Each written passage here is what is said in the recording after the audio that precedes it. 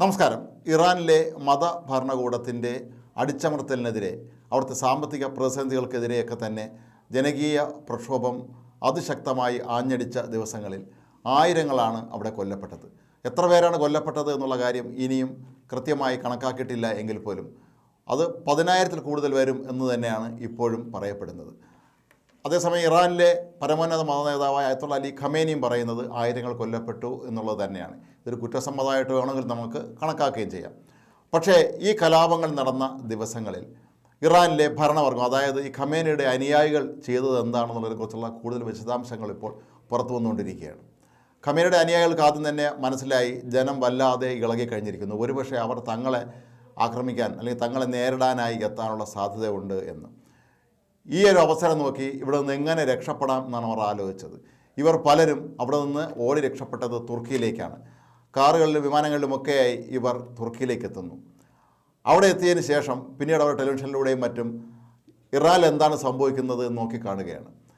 ഇറാനിൽ ആയിരങ്ങൾ അവിടുത്തെ സുരക്ഷാ സേനയുടെ വെടിയേറ്റ് മരിക്കുന്നതും അവർ ക്രൂരമായി ആക്രമിക്കപ്പെടുന്നതിൻ്റെയൊക്കെ ദൃശ്യങ്ങൾ കണ്ട് ആസ്വദിക്കുകയായിരുന്നു ഈ ഖമേനി ശിഷ്യന്മാരെന്നാണ് പറയപ്പെടുന്നത്. തുർക്കിയിൽ നേരം പോകാൻ ഇവർ കണ്ട പ്രധാനപ്പെട്ട മാർഗ്ഗങ്ങളിലൊന്ന് അവിടുത്തെ നൈറ്റ് ക്ലബ്ബുകൾ, നിശാ ക്ലബ്ബുകൾ ആഘോഷങ്ങൾ സംഘടിപ്പിക്കുക എന്നുള്ളതായിരുന്നു. ഖമേനി ശിഷ്യന്മാരെല്ലാവരും തന്നെ ഇറാനിൽ ആയിരങ്ങൾ വെടികൊണ്ട് വീഴുമ്പോൾ തുർക്കിയിൽ ആഘോഷിക്കുകയായിരുന്നു എന്നാണ് ഇപ്പോൾ പുറത്തു വരുന്ന ചിത്രങ്ങളും ദൃശ്യങ്ങളും ഒക്കെ തന്നെ സൂചിപ്പിക്കുന്നത്.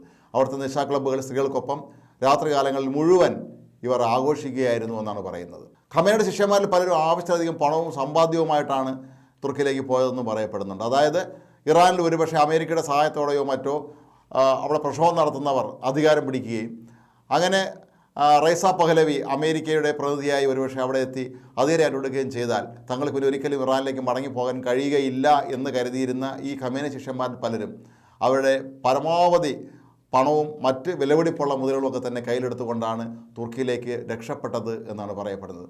അങ്ങനെ ആവശ്യത്തിലധികം പണവും കയ്യിലുണ്ട്, പ്രത്യേകിച്ചൊന്നും ചെയ്യാനുമില്ല എന്നുള്ള അവസ്ഥയിൽ ഇവരെല്ലാവരും തന്നെ കണ്ടുപിടിച്ച മാർഗ്ഗമാണ് അവിടുത്തെ നിശാ ക്ലബ്ബുകളിൽ പോയി ആഘോഷിക്കുക എന്നുള്ളത്. അവിടെ പണം വാരി വിതറി ഇവർ ഗംഭീരമായി തങ്ങളുടെ നാട്ടുകാർ വെടികൊണ്ട് വീഴുന്നത് ആഘോഷിച്ചു എന്നാണ് പറയപ്പെടുന്നത്. ഒരുപക്ഷെ ഇപ്പോൾ അവിടെ സ്ഥിതിഗതികൾ ശാന്തമാകുന്നതനുസരിച്ച് ഇവരെല്ലാവരും നാട്ടിലേക്ക് മടങ്ങിയെത്താനുള്ള സാധ്യത തള്ളിക്കളയാൻ കഴിയുകയില്ല. അയത്തുള്ള അലി ഖമേനിയും അയാളുടെ 3 ആൺമക്കളും ആയിരക്കണക്കിന് കോടി രൂപയുടെ ആസ്തികൾ ഉള്ളവരാണ്. ഖമേനി മക്കളുമൊക്കെ വിദേശത്തുള്ള അവരുടെ ബാങ്ക് അക്കൗണ്ടുകളിലേക്ക് ക്രിപ്റ്റോ കറൻസിയായി ഇവിടെ സമ്പാദിച്ച അനധികൃത സമ്പാദ്യങ്ങൾ, ആയിരക്കണക്കിന് കോടി ഡോളറിൻ്റെ സമ്പാദ്യങ്ങൾ അങ്ങോട്ട് കടത്തി കഴിഞ്ഞു എന്നാണ് പറയപ്പെടുന്നത്. കലാപം രൂക്ഷിതമായ ആദ്യ 2 ദിവസങ്ങളിൽ തന്നെ $5 ബില്യൺ ഖമേനിയുടെ മൂത്ത മകനായ മുസ്തഫ ഖമേനിയുടെ അക്കൗണ്ടിലേക്ക് ചെന്നതെന്നാണ് പറയപ്പെടുന്നത്. ലോകത്ത് യൂറോപ്യൻ രാജ്യങ്ങളിലും ആഫ്രിക്കയിലും എല്ലായിടത്തും വ്യവസായ സാമ്രാജ്യമുള്ളവരാണ് ഖമേനിയുടെ മക്കൾ. അതുകൊണ്ട് തന്നെ ഇറാനിൽ എന്ത് സംഭവിച്ചാലും അവർക്ക് പേടിക്കേണ്ട കാര്യമില്ല എന്നുള്ളതായിരുന്നു അവരുടെ ഒരു നിലപാട്.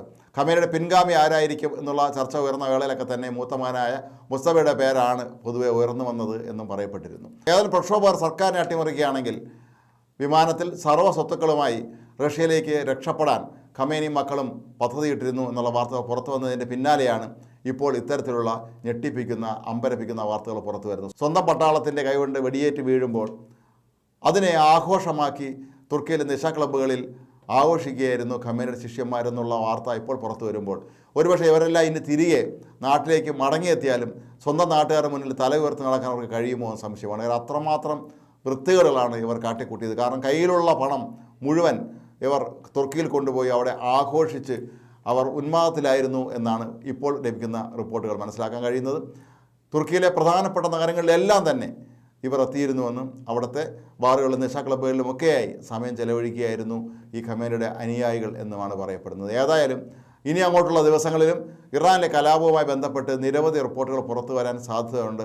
അപ്പോഴായിരിക്കും ഇവർ കാട്ടിക്കൂട്ടിയ, അവിടുത്തെ ഭരണവർഗം കാട്ടിക്കൂട്ടിയ, ഭരണകൂടം കാട്ടിക്കൂട്ടിയ വൃത്തികേടുകളും ക്രൂരതകളുമൊക്കെ തന്നെ പുറത്തു വരിക.